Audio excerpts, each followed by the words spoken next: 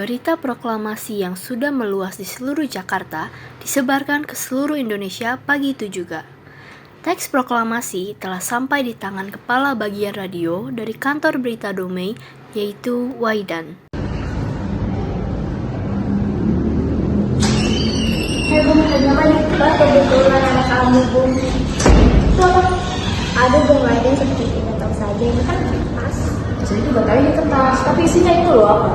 Oh, ini berita proklamasi kemerdekaan Indonesia yang diproklamirkan oleh Bung Karno tadi pagi. Gitu. Udah selesai tulisnya?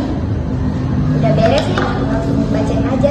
Itu apa lagi ya? Kalau kamu nyari sekarang? Baiklah Bung, kamu duluan saja. Aku masih ada urusan di tempat lain. Oke Bung.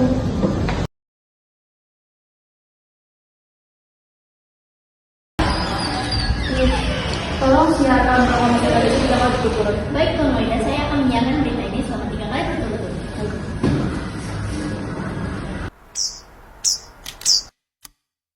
Selamat siang pemirsa, saya Feus. Kali ini kita mendapat berita baru dari Indonesia. Berita bahagia bagi seluruh rakyat Indonesia karena hari Jumat pagi, 17 Agustus tahun 1945, Indonesia telah resmi merdeka. Kemerdekaan ini telah diproklamirkan oleh I.R. Soekarno di Jalan Menteng nomor 31 Jakarta. Terima kasih, berikut bunyi proklamasi kemerdekaan Indonesia. Kami, bangsa Indonesia dengan ini menyatakan kemerdekaan Indonesia. Hal-hal yang mengenai pemindahan kekuasaan dan lain-lain diselenggarakan dengan cara seksama dan dalam tempo yang sesingkat-singkatnya.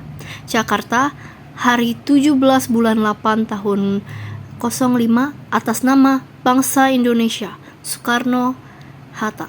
Baru saja Feus menyiarkan sebanyak 2 kali, masuklah orang Jepang ke dalam ruangan radio. Kalian ngapain kalian? Berhenti atau saya kasih hukuman. Lanjutkan saja perjalanan.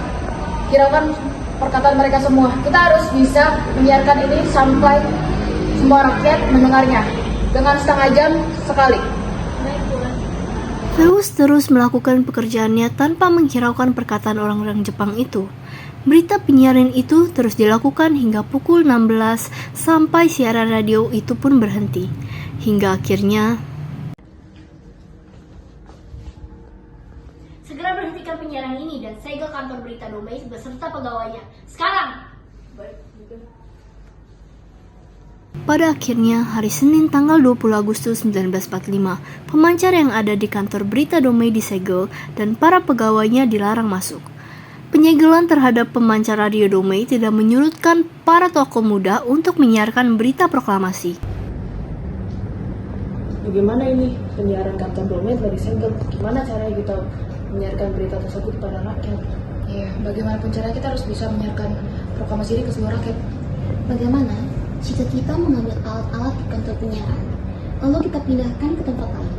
Setelah itu kita biaskan dan kita sebarkan kepada rakyat. Itu ide yang bagus, tapi gimana caranya? Kantornya kan udah disegel. Untuk itu, kita ambil secara diam-diam dan sedikit demi sedikit. Terus kita mau bawa alat-alatnya kemana? Gimana kalau kita bawa ke rumah Waidan? Itu yang bagus, kita harus lakukan. Akhirnya, para tokoh muda berhasil menciptakan pemancar baru di tempat itu, dan dari sinilah berita proklamasi disiarkan.